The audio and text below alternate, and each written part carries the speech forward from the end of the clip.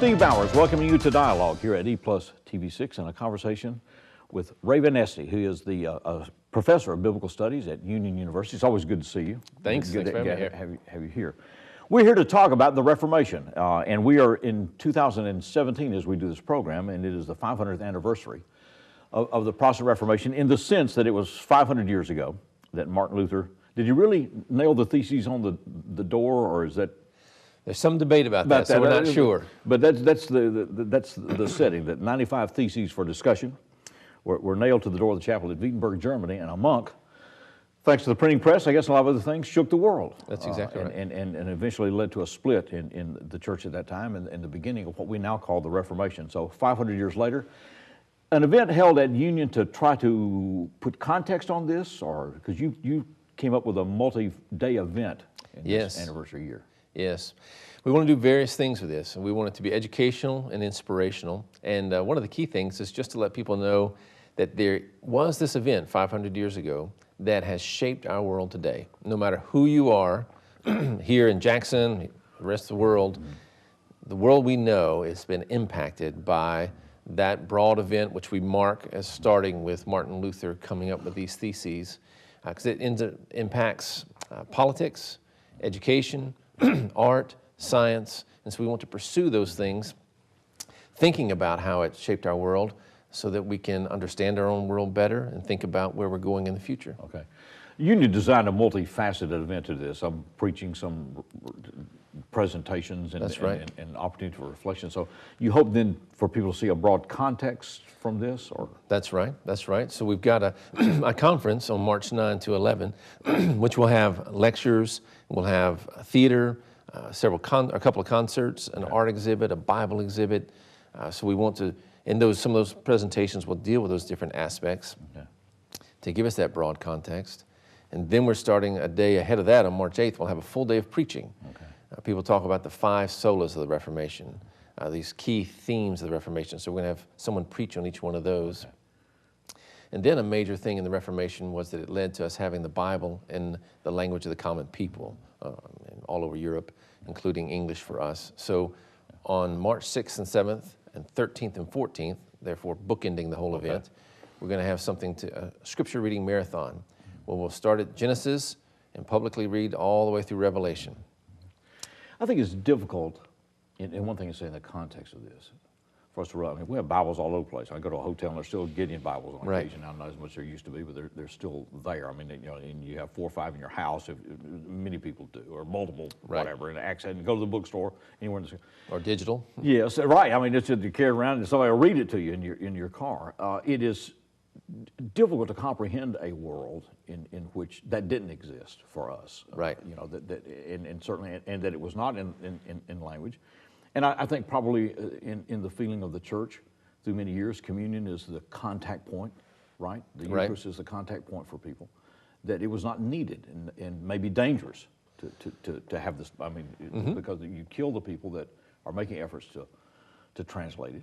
Right, yeah, that was the thought, that it would be risky to give the scriptures to the common people, but there have been various voices coming up, including John Wycliffe earlier than Martin Luther, saying, we need to give the Bible to the common people.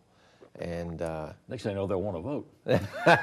Right? Exactly. I mean, it is tied in. It ties in. I mean, you can understand for those in authority, I'm the king, and that's all that you need to know, right? That's right. Right. I'm the church, and we take care of this in essence, and understandable from that ecclesiastical point of view why this is a risky thing. Right. It will blow things up. So one interesting thing on that, if I throw in, there was that push, and of course, then the Bible begins to be translated in the languages, and then the Catholic Church, to its credit, begins to say, okay, we will also give the Bible to the people in their common language. I mean, it changes it. So the tree falls in the forest and there's no one there to hear it, right? Okay.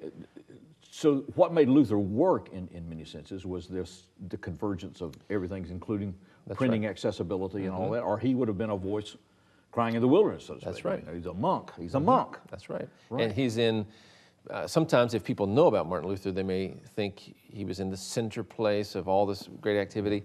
He's in Wittenberg. He's at a university. It's a brand new university. So People don't know about it. He's in the backwoods, really, of the world at the time. Yeah. So it really is a confluence of all these events, because you'd had John Huss had said similar things.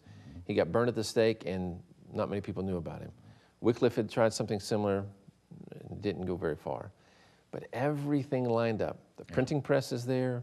There's some German nationalism, so that Luther's complaint against the abuse of indulgences catches on, because they begin to see, wait a minute, so you're taking our money here and sending it to Rome. So a lot of social factors and other things come in. Nationalism involved in this That's as right. well. So it's all the convergence of all these. I wonder when the Pope first got word of what was happening out there. Is there records of that? There are, and I don't have the exact day, but it starts, they're local, some things go on, and when the printing press explodes this, so it goes quickly, we're told that when he first hears about it, he says, oh, that's just some drunk German monk. Right. It's no big we deal. understand it, right? He's a Yeah. monk. You know, I'm the Pope, he's not, and so next. That's next exactly on the right. agenda, right? Okay. And so then one of the more powerful people up the line, not always the Pope, of course, calls Luther in.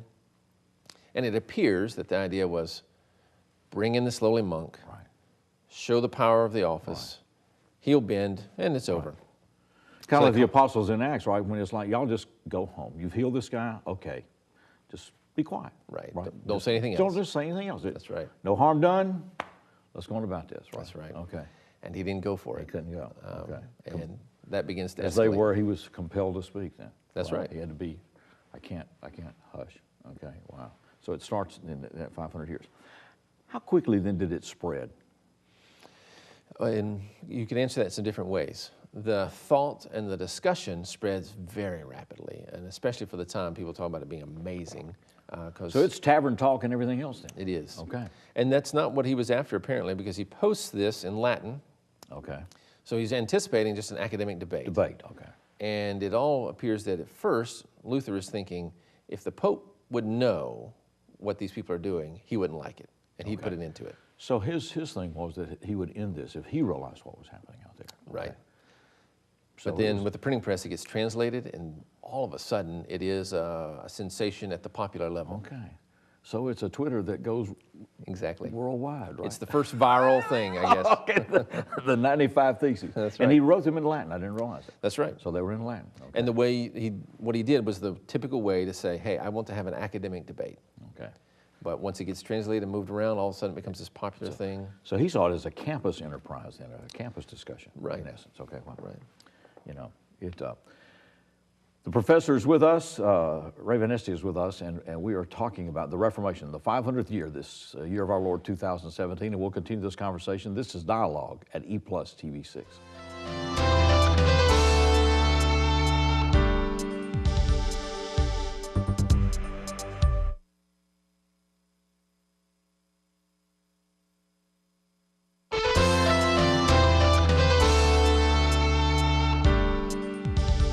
Welcome back to Dialogue at EPlusTV 6. This is a conversation with Professor of Biblical Studies at Union University. Ray Van Neste is with us. He's been with the university 16 years. He is from West Tennessee originally, and so he has stayed home after some academic work.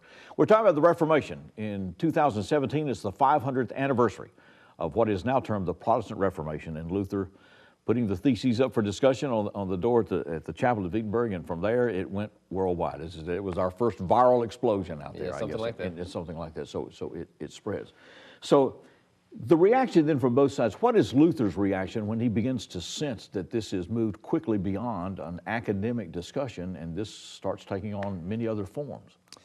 It seems that he is pleased with this, at least a certain level, because his impulse is pastoral. Okay. You can see this in the things he's saying. What he's concerned about, and we haven't mentioned this yet, the flash, the spark that kind of gets the powder keg is this guy, John Tetzel, that comes in.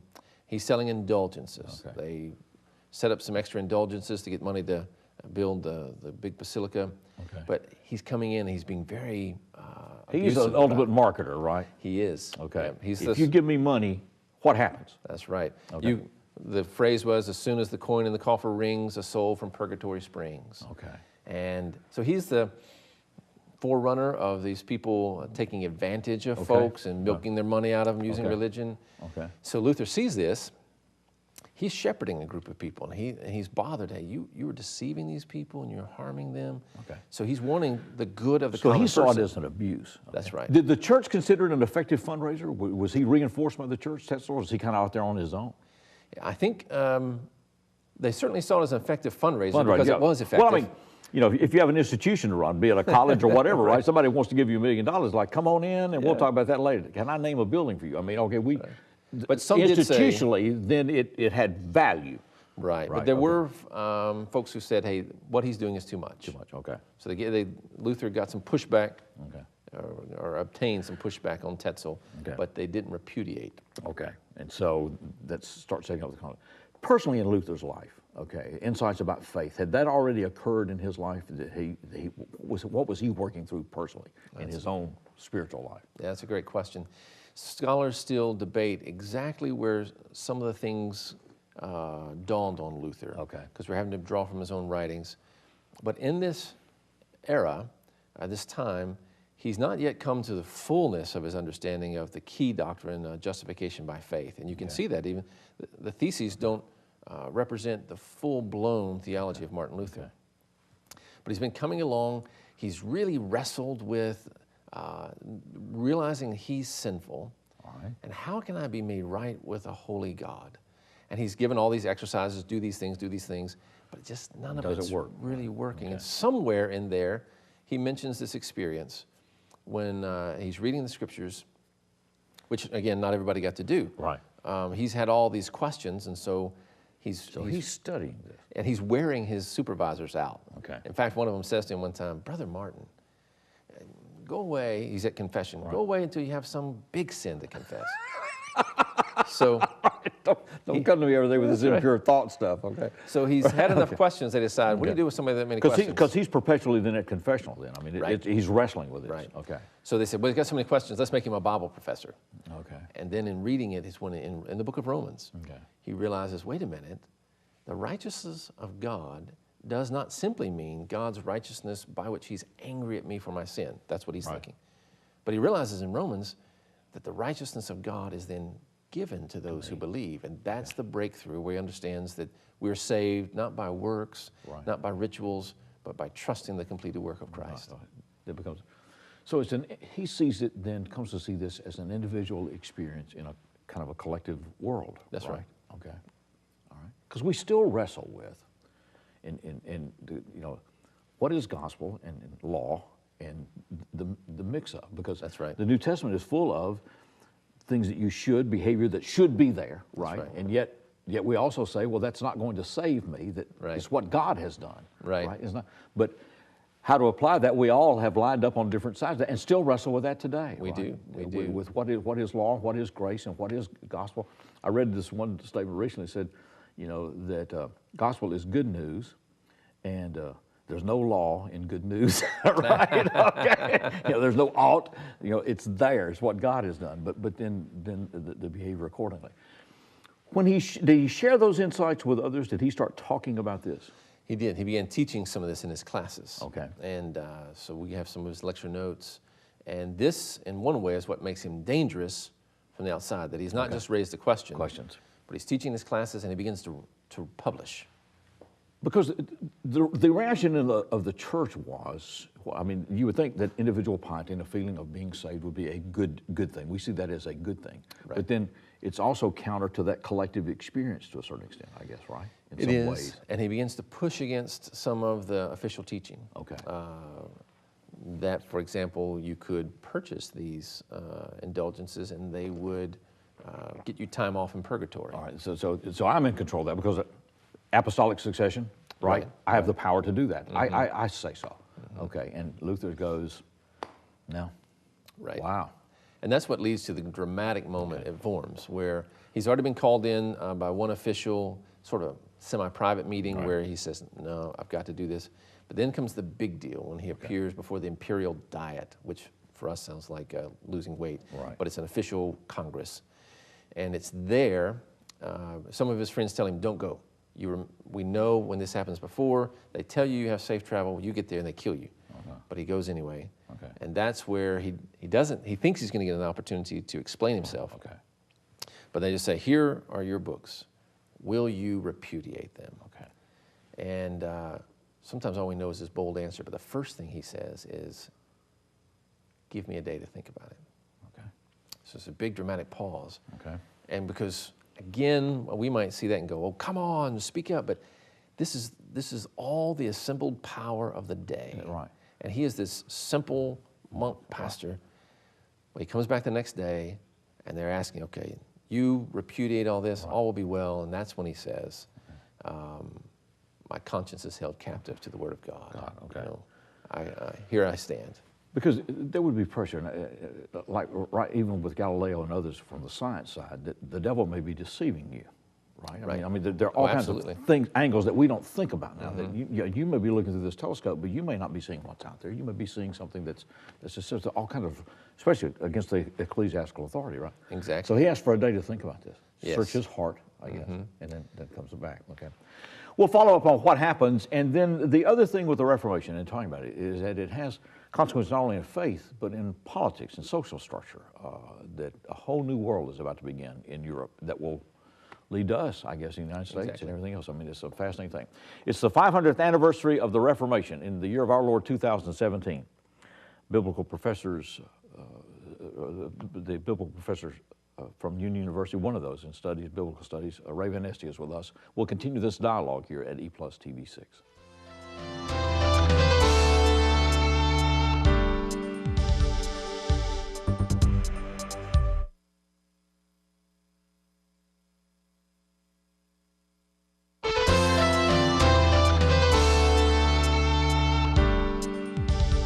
Welcome back to Dialogue at EPlusTV 6. Professor Ray Van Neste is with us. He's with Union University, professor of biblical studies. Union set up an event in 2017 in March to observe the 500th anniversary of the Reformation, to discuss it, put it in context, to surround it with biblical reading and preaching and other things in recognition of the significance of this event. And if you're just joining us, we get all the way to this moment of confrontation with the church. And Luther asked for a day to think, and he comes back and says, I can't. Why was he not arrested or killed? Well, he was, the decision was all made then for him to be declared an outlaw, which meant anybody could kill him. And you would be doing the service of the king or the church. Okay. So that's where it was. But the political things have to work through. You got to get the meeting, got to do this. And in the meantime, he slips out quickly. Okay. And as he's leaving, the declaration is made, so anybody could get him. He's in a very dangerous situation. And he's traveling and he gets kidnapped. All he knows is he's kidnapped, and it could, presumably, it would be by somebody who wants to kill him. Okay. They take him away and they put him in the Wartburg Castle because the people kidnapping him were friends. Okay. So they kidnapped him to hide him. To protect him, okay. Yeah, so he stays there for a good while things are going on, and there he does. He really wrestles with his soul. This is a very common thing for Luther throughout his life with, you know, am I doing right? And really, you would have to be an egomaniac to take that kind of stand and not ever wrestle with it, right? You know, whatever. I mean, yeah. So he talks about struggle with the devil. There's even a story, and there's still a blot on one of the walls there that the story as it came from this. Okay. That Luther's there writing. We'll talk about what he was writing maybe in a minute. And he's wrestling with the devil, and he takes his ink pot and throws it at the devil he sees, and it smashes against the wall. Okay. So there's really still deep struggle of the soul. But he's there. What's he going to do? Well, he begins to translate the Bible, the New Testament, into German. Okay. And that becomes, again, a major thing. The way that the King James shaped the English language, the Luther Bible shaped the German language. Okay. So is that what he spends his time doing? It is. Okay. And I don't remember the number of days or weeks, but it's pretty incredible how quickly he translates it. Okay. And he's wanting to put it into the language of the common everyday. So is he carrying those texts with him? I mean, how does he have access to all of that? I don't remember that. Okay. That's a good point. I would guess he might have had some with him. But then other people were able to yeah. Is that what he spends most of his time doing then for a while, or does he continue to write other things? He's primarily translating the New Testament. I think he's writing a few other things while he's there.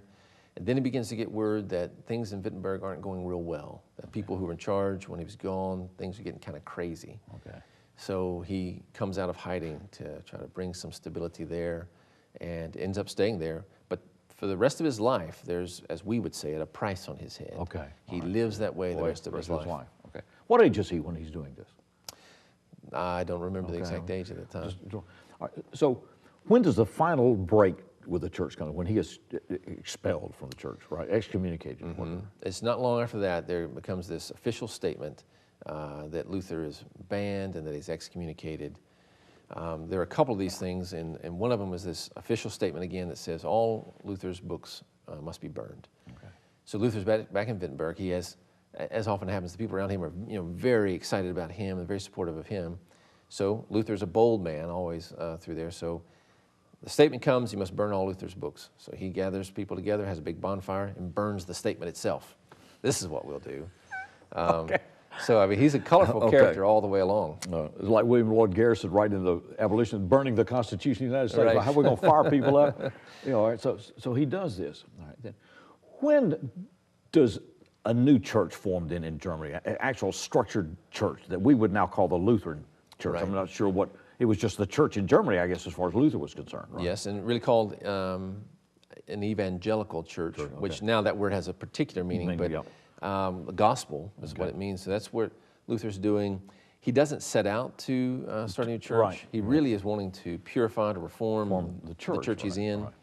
But when he's excommunicated, then they carry on church, and this develops. It's sort of not like, okay, now today we will be, but it just develops. It spreads as there he and others train pastors and send them out. Right. Because you've got issues of communion and other things that become very, very important. That you people can't do communion, we do communion. That's right. You can't do communion. So, and just a gospel thing, when you realize what it means, that the way you get to be right with God is by trusting this truth. And you realize not a lot of people are hearing that, so they train people to send them out. And they'll send them out and they'll get killed. And then they send more out. And then over here in Geneva, some people are paying attention. So you got John Calvin and Theodore Beza, and then you got some others. Zwingli, all these other people start coming in. So as this begins, one thing is something that I'm going to talk about at our event that people often don't think about. Even some academics have said there was no real mission work during the time of the Reformation. Either they just didn't have time or they cast doubt on the theology of it. They didn't care about it. But that's totally misinformed. Because when these different reformers are training pastors, if they stay in their city, well, okay, that's fine. But they're training people and sending them to places where they know you may get killed the first day you get there. So why do they go? They go because they want people to hear this gospel. So it's almost if that's not mission work, I don't know what is. When does it translate then and carry into German peasant rebellion and other things, which starts happening, and Luther is not supportive of that? Right? That's right. That's right. It does. I mean, it's consistent. If I can make up my mind about God, I can make up my mind about the King, right? Yes, yes, that's right. I mean, excuse me, but I can vote. I have something to say. Yeah, and that does carry on even further. But it's context there again. So this is the mid-1500s. Peasant revolts had been taking place over the previous century. The 14th century is a terrible and fascinating time. There's a great book by Barbara Tuchman, A Distant Mirror, that kind of walks through that time. So you've been having a lot of this unrest and different peasant rebellions put down brutally, but again and again and again. So key thing, Luther's teaching doesn't start the peasant rebellions, but it gives another impetus, another reason.